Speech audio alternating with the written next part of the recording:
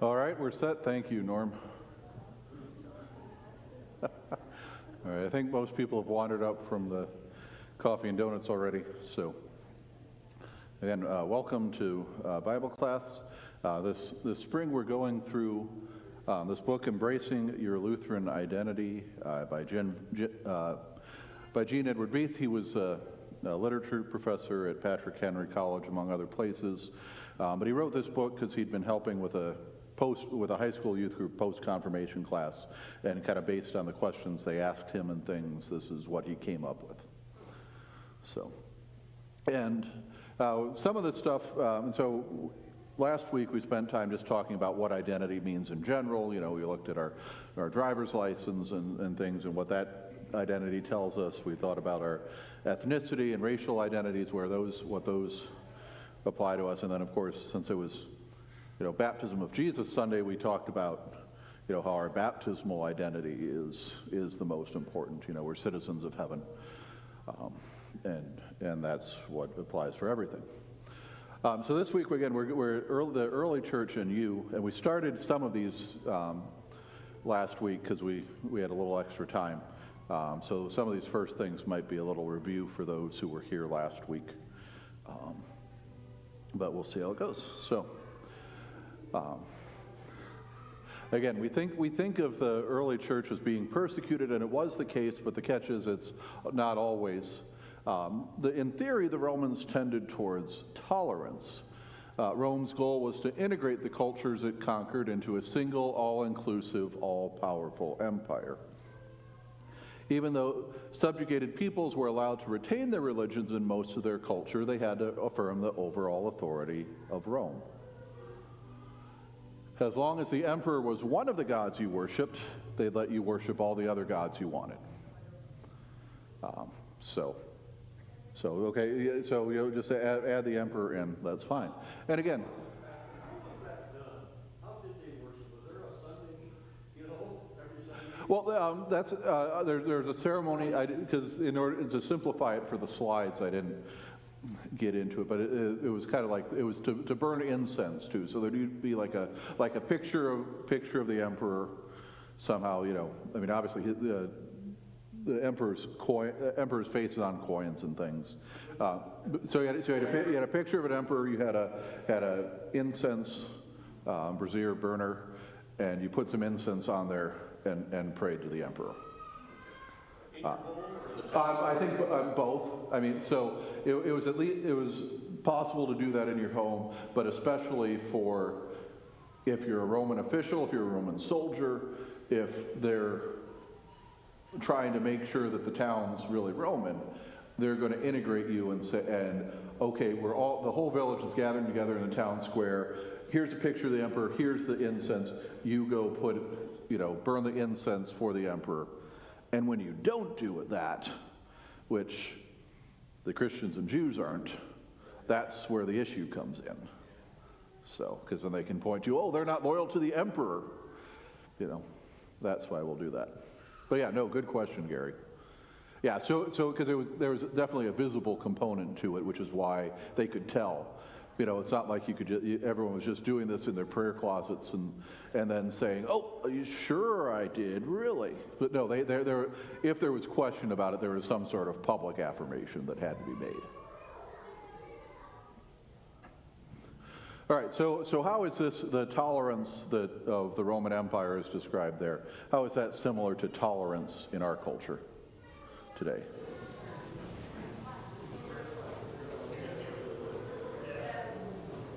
Go to their own church if they're choosing, or not go to church. Okay, yeah. I mean, so everyone could have their own truth. Everyone could have their own faith. That's fine.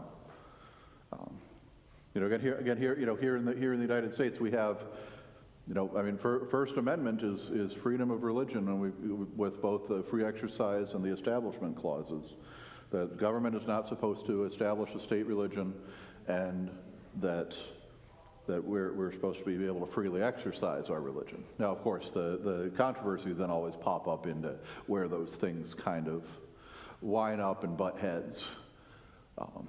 Things. One of the things that bothers me in some schools, the Muslims are allowed to pray 5 times a day or Right. businesses, whereas we can't even have the 10 Commandments or the Bible in the library anymore at most. Yeah, I mean, and so that's varies too. Is the challenge of, well, in a pluralistic culture like ours, what does tolerance look like? Does that mean, okay, here's a space for you Muslim students to use your prayer rugs 5 times a day, like your religion commands you to do.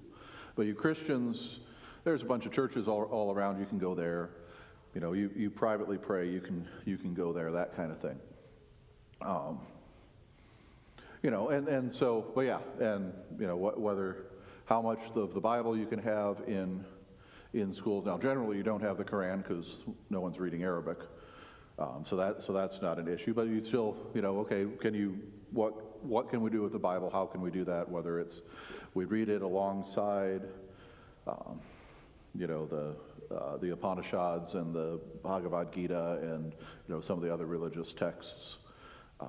You know, do we read different interpretations? You know, I mean, all those sorts of things. Yeah, and can we put up 10 Commandments in schools, just like we put up the character counts things?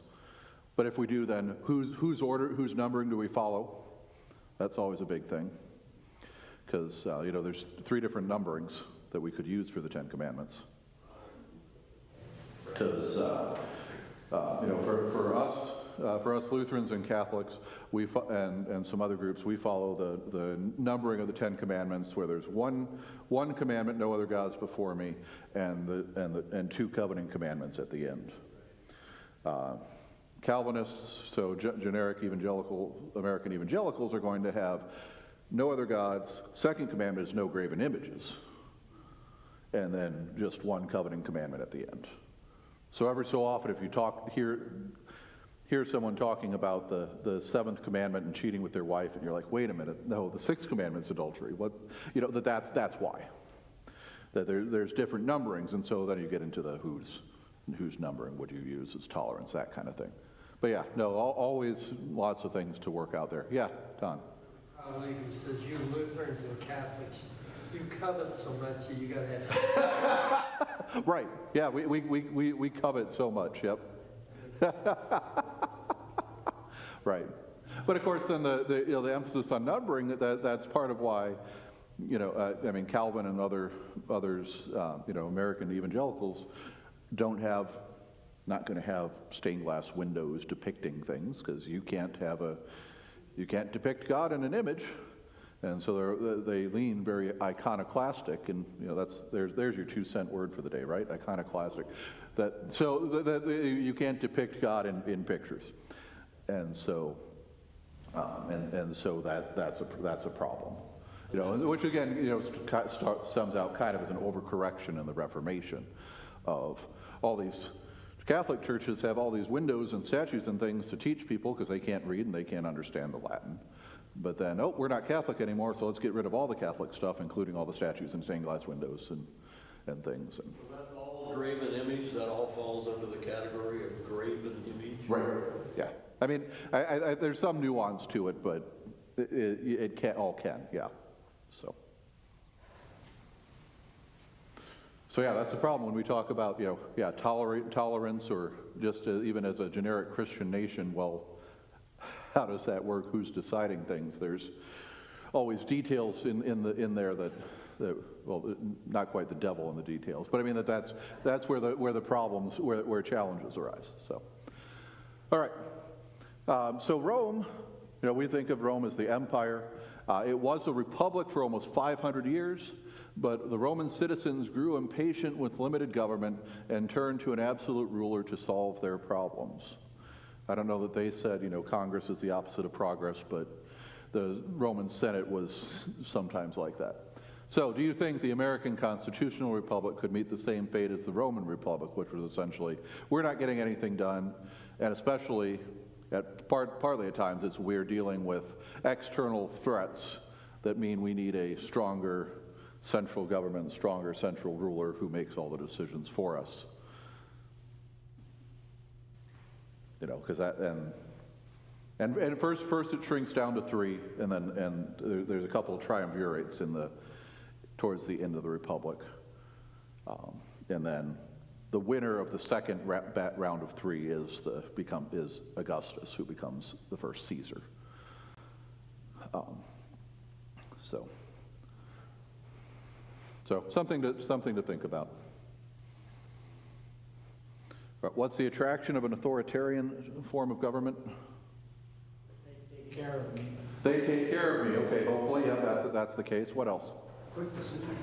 What? Quick decision. Quick decision making, right. Yeah, we don't have to sit around and let the Roman Senate bicker while we're wondering whether the barbarian Germans are going to come down, cross the Alps and come down at us. Yeah. People like to sit back and be told what to do. How to There's something, be told what to do. That we have trouble dealing with complexity sometimes. We want simple answers to simple problems, and so if we don't have to think about that, then we can just focus on other things. Right. All right. So again, Roman Republic lasts 500 years or so, goes through a series of conflicts, and then you end up with the Roman Empire at the time of Jesus. And then, so once the Roman emperor demanded worship, as long as you did so, you were protected. If you didn't worship him, you were a rebel and enemy of Rome. And so that's, again, the first creed is Christ is Lord, and part of that is a kind of subversive political idea that, Caesar is Lord is what everyone else said. And so if Christ is Lord, then Caesar isn't. And Caesar doesn't like that. If your allegiance is to something higher than the authoritarian, then that's when you get problems. All right, so again, most groups didn't have a problem with this because they were pantheists. They worshiped a bunch of other gods. Sure, we'll toss the emperor in anyway. And had a history of seeing their rulers as divine. You worship the, Pharaoh. Pharaoh's a god. And once he dies, he becomes a god. All these other different groups had similar ideas. That, okay, yep, so king's divine, sure, we have no problem with that. So we have to worship the emperor too? Sure, why not? Just set up another altar, call it good. That was interesting, though, when the Israelites, they demanded a king. Right. Because they didn't like God telling them what to do. Right. They wanted to be like everybody else. We want to be like everyone else. We want a king. We want to have someone else make the decisions for us and lead us into battle and take care of us that way. And what does Samuel say, or what does God say through Samuel? Are you sure you want that? The king isn't just going to do what you want to do. He's going to take your sons for soldiers, your daughters as workers in his palace. You're going to have to pay tithes to taxes to him. This is ridiculous. But again, less complexity. You're not always trying to figure out, okay, let's get the village elders together and figure out how we're going to handle this and that kind of thing. So again, there's that attraction. But again, and that's the reverse of that. That's not Christ is Lord, so Caesar is not. That is, well, sure, God's Lord, but we need another Lord to take care of us here.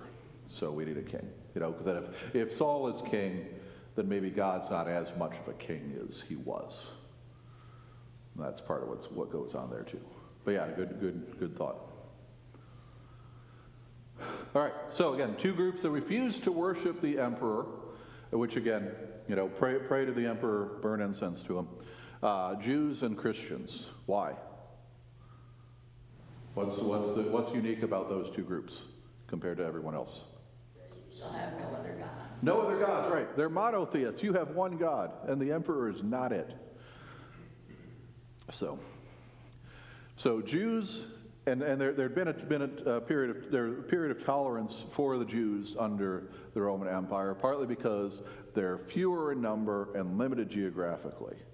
Rome itself doesn't really care what the people in the far eastern edge of the empire in Palestine, what they're doing. If they have a temple, okay. Are they paying their taxes? Great. Are they rebelling? Not too much? Okay. If they start rebelling more, then we'll send another legion after them and see what we can do.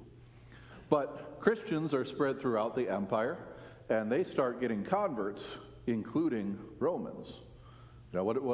What's Paul able to do, or why is Paul able to do some of the things that he does?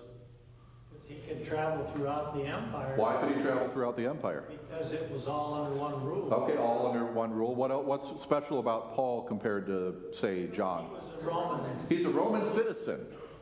So he either because Paul says it's because he was born in Tarsus, because one of the legionnaires that questions him one time said, "Oh man, I had to pay a lot of money to get my citizenship."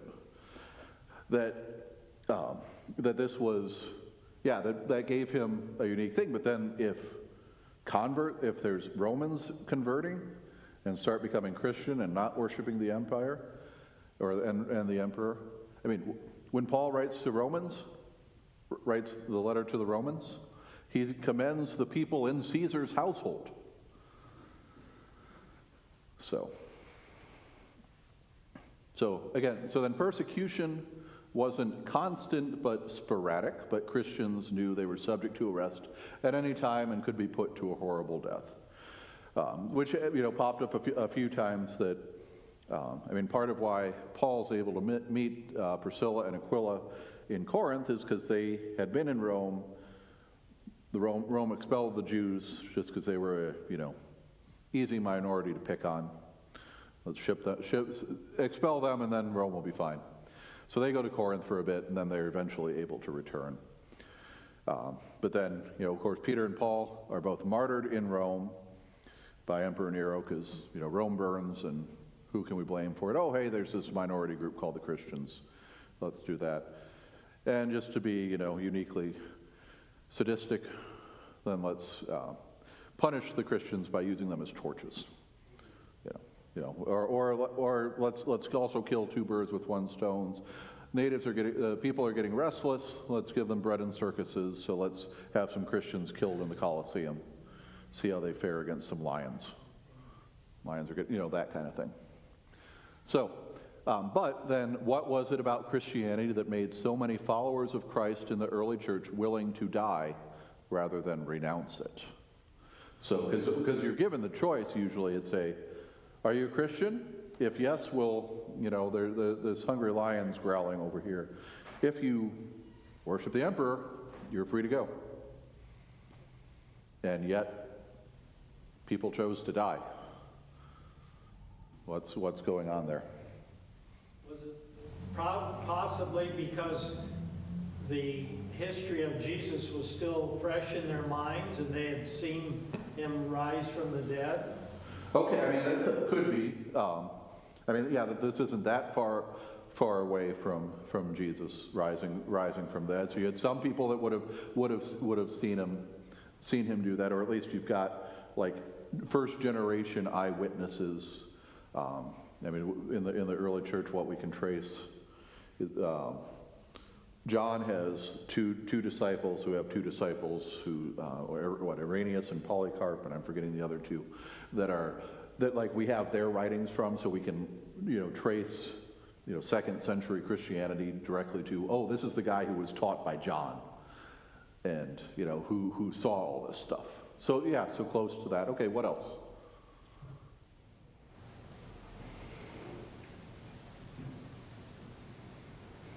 There's something beyond this life. There's something beyond life, right? Yeah, this isn't just, we're dead, okay, well, we're going to go be, gray shades in the Elysium fields or something. No, this is, because, again, Jesus died and rose again, so does death get the final word for Christians? No. So this last weapon of the tyrant, death, will kill you if you do, unless you renounce, then, well, death doesn't have final word. You kill me, hey, I get to be with Jesus, great. You don't kill me? Well, I get to be here and tell you about Jesus. Great. That's Paul's reaction. There was many martyrs before them that would not renounce as well, and their example basically was a proof. So we call them martyrs. That's just the Greek word for witness. Right. And Tertullian, who's in the 2nd century, writes that the blood of the martyrs is the seed of the church. That you have people going, well, wait a minute, why are they willing to die for this?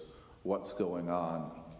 Or why are they being killed when they seem to be fairly good people except for not worshiping the emperor? What's going on here?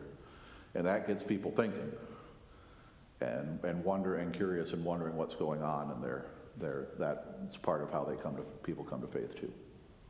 That had to be really irksome for the officials.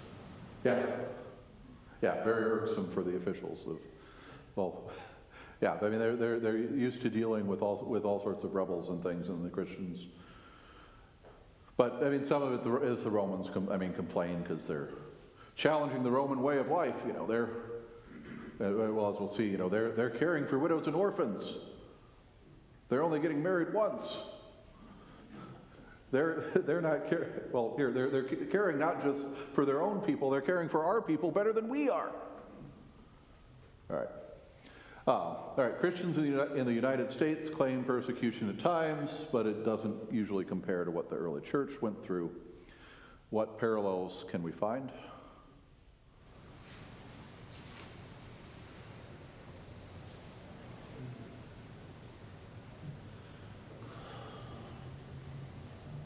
Well, you can probably find somebody that said that I didn't get the job because. Yeah, I didn't get the job because. I didn't get the grade. Yeah, I think we talked a little last week about the girl with the paper in Oklahoma of, you know, I didn't pass the class because I'm a Christian and wrote the Christian belief and my TA didn't like it. And so we get those kind of things, definitely. It's kind of more of an insidious thing than just an over the top. Yeah, more insidious and sneaky than over the top, definitely.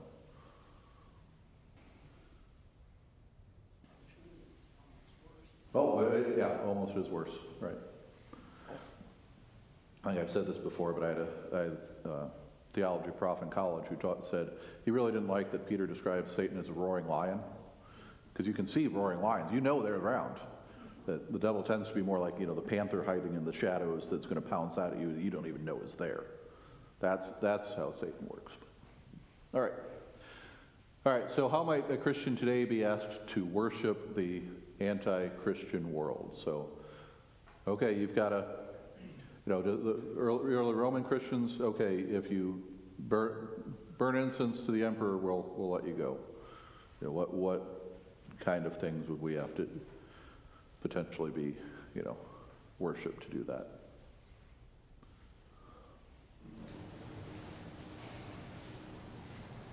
Well, there's constantly young kids, soccer, softball, whatever. Sundays or Sabbaths. They're on Monday, right. Wednesday evenings, or Sunday mornings. Going to be here or not? Mm-hmm. What's it going to be? Yeah, your choice is, is church a priority or not, and how are you handling that? Yep, that's definitely a big one. Yeah, because we're not all Christian anymore, so everything's open on Sundays, and that's when, you know, sports leagues and youth sports and stuff happens. What else? We're asked to accept the culture changes that are happening. Accept the culture changes. Yep. And any number of ways like that. I think the men's study, we complain about the commercials that are shown during NFL games or Cyclone games now, right? You know. Not just you, Gary, not just me, but, you know, that, you know, although the people in skimpy outfits trying to sell us stuff, or hey, gambling's not bad. That's the new one. Yeah. Gambling's not bad. If you try listen to a sports show that doesn't talk about the odds. Good luck with that. And we wonder why 20 basketball players got indicted for point shaving last week. Iowa State has their own brand of tequila. Iowa State has their own brand of tequila, right? Yeah. Support the Cyclones.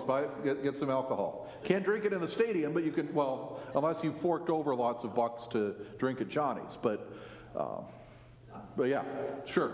That's another way. What? Anything else? I think within, maybe sometimes within your work environment, or sometimes within some other environments, you're trying to manage this difference between, I don't have to accept everything that everybody else accepts here, And when am I going against my faith? Yeah.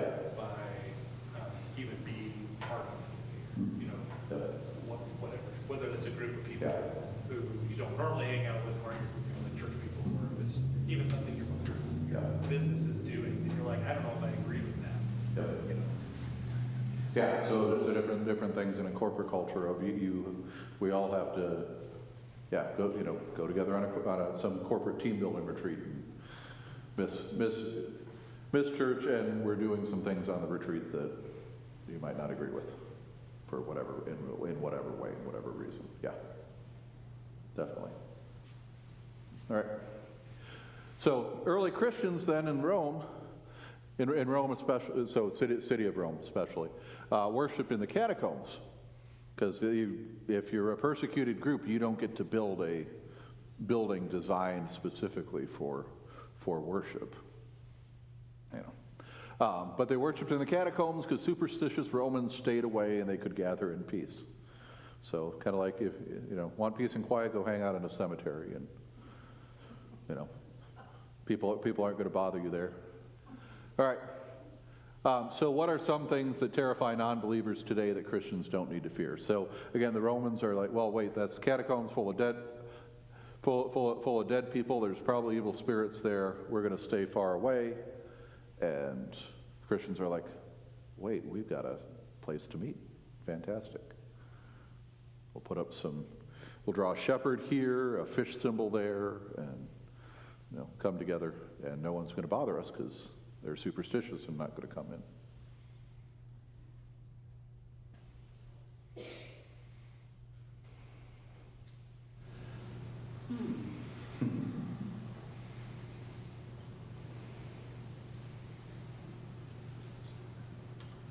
That terrify non-believers, there would be a bunch of things that anger. Okay. Yeah. Well, I mean, and anger is sometimes a response to fear. Oh. So, yeah.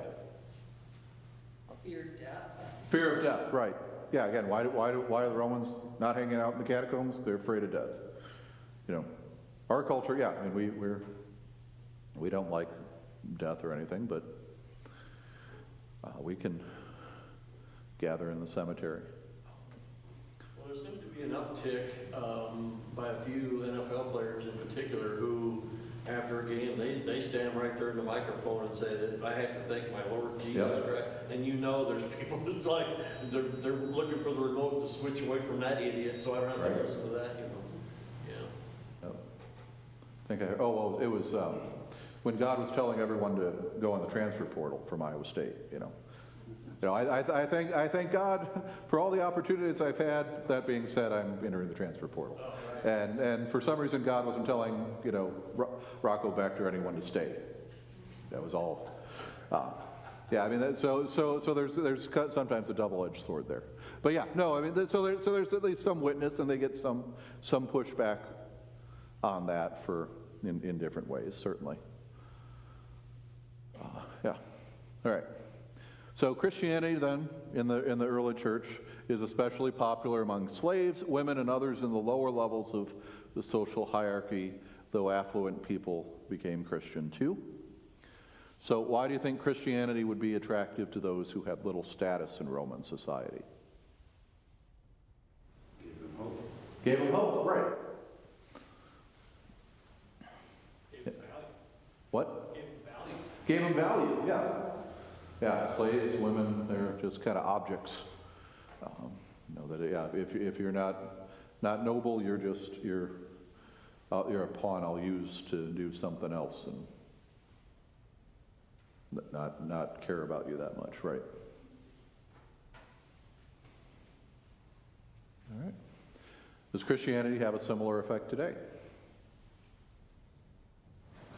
Life is not valued near as much today as it used to be. Life is not valued. Okay, so in theory, yeah, Christianity should be.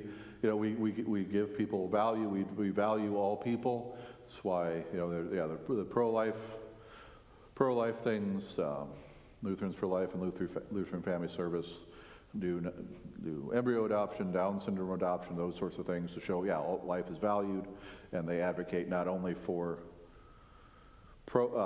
pro-life preborn stuff, but also end-of-life decision-making, that life's valued across the whole spectrum. Good.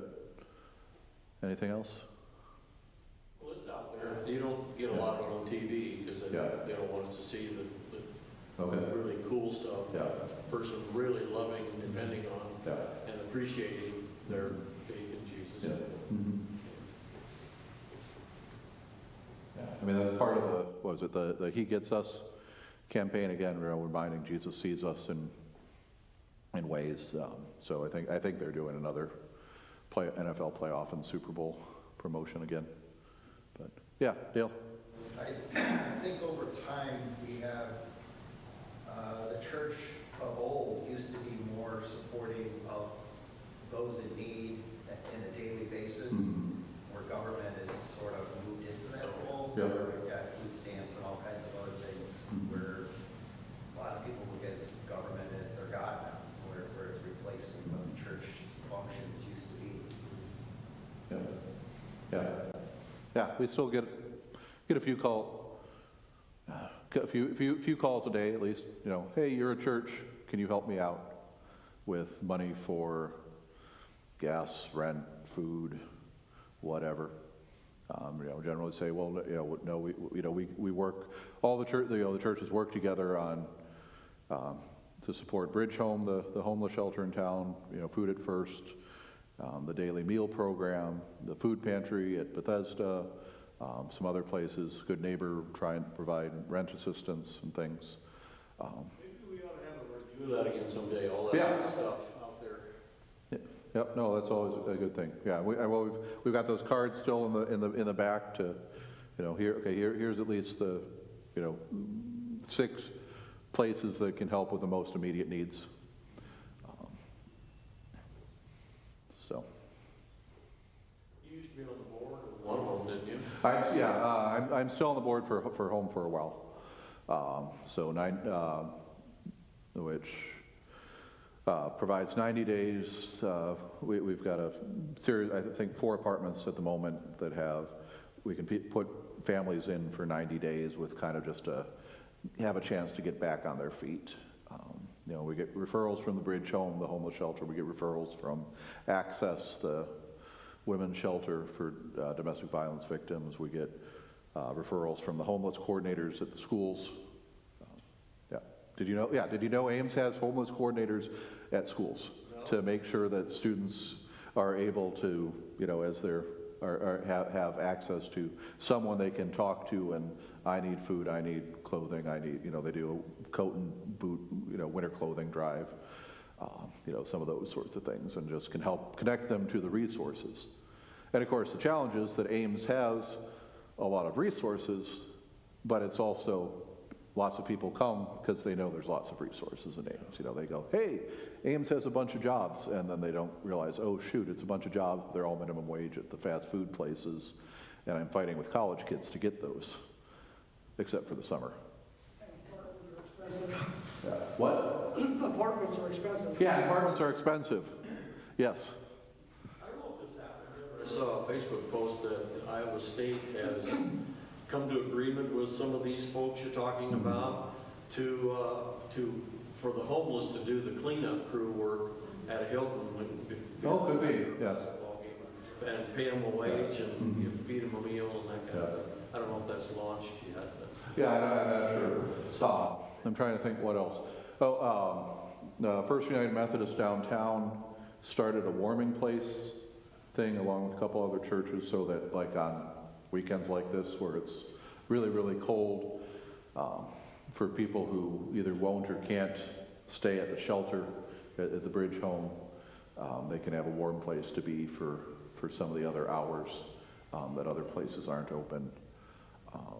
I'm trying to. There's a food pantry at Iowa State for college students who are struggling. Called the Shop. I think someone from St. Paul's the faculty advisor for it, if I remember right. And we have a couple students who've been involved in various ways there. So. It's interesting, because I can remember not that terribly long ago being told Ames does not have a problem with people who don't have homes. homes and Right. no date. Yep. No, that assumption, right, is often there, Yeah. but, Can you repeat that, Pastor? What did she say? what? What did she say? She said, yeah, Ames had the reputation of, there's no homeless people in Ames. Yeah, that assumption. But not always, yeah.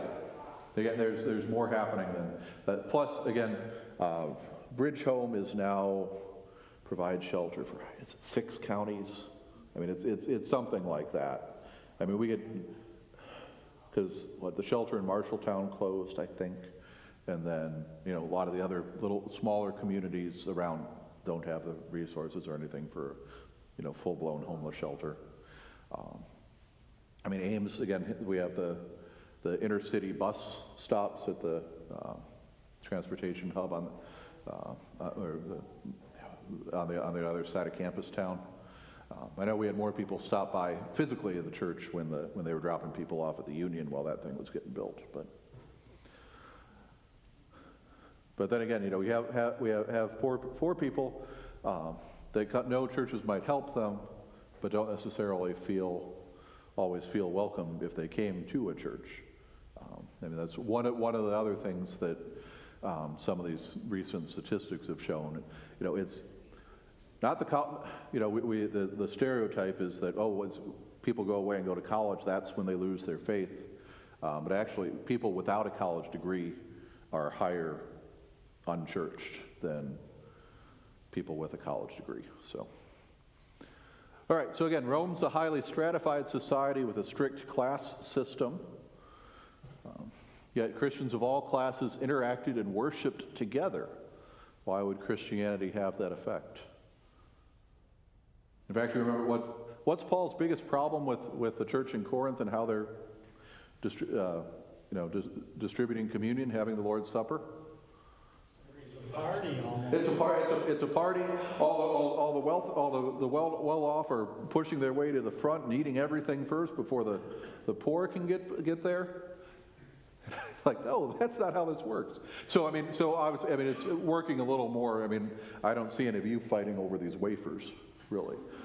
But I mean, so that's there's at least some of that recognizing that you have these stratified class cultures going on, and some of those problems outside the church carrying themselves over inside the church. So. Well, they have a common goal or a common. Right. I mean, so what's bringing them together? Yeah, this common goal. This, yes, we are all one in Christ. There's neither Jew or Greek, slave or free, male or female. We're all one in Christ Jesus. But one thing to say and believe, it's a whole other thing to live out, and that's, of course, always where the tension point is. All right. Again, does Christianity have a similar effect today?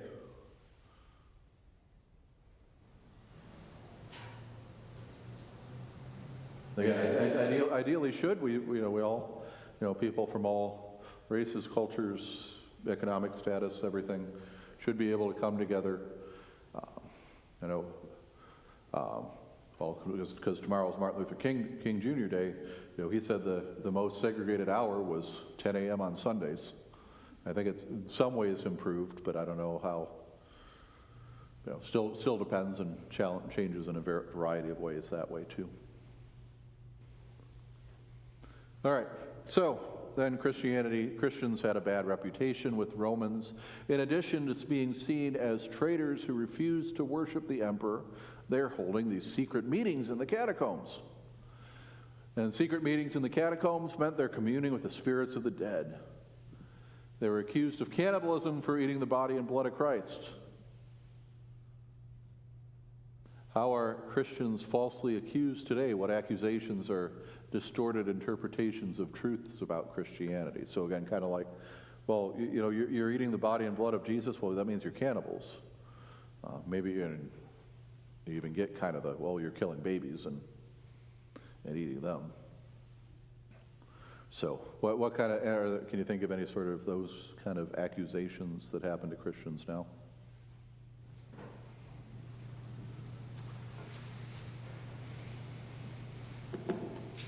Well, Lutheran Art Ministries did a whole bunch of studying and polling and quizzing and questioning to find out what do people outside the church think about the people inside the church?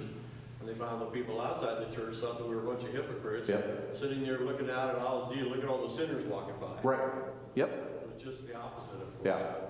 Yeah, I'm trying to, it's been almost 20 years, because I think it came out when I started here, but it was the book Unchristian, and I'm trying to remember what the 6 truths were, and there was something, hypocrite was one of them, I think against the poor,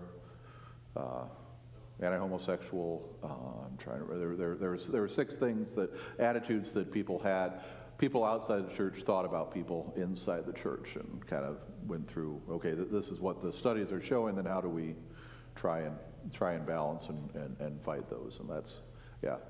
What is it? President Harrison said something to the effect, someone said, well, I'm not going to join your church, it's a bunch of hypocrites. And he goes, well, there's room for one more, so you can come. So yeah, I mean, but yeah, I mean that, and you know, the idea that, yeah, the church isn't a house for saints, it's a hospital for sinners. You know, we don't come because we know we have it all together, we come because we know we don't, and that we need God's help. And so again, how do we communicate that and get through things? And often that's usually kind of more of a one-on-one conversation than big cultural thing. But yeah, what else? Any other accusations, things like that?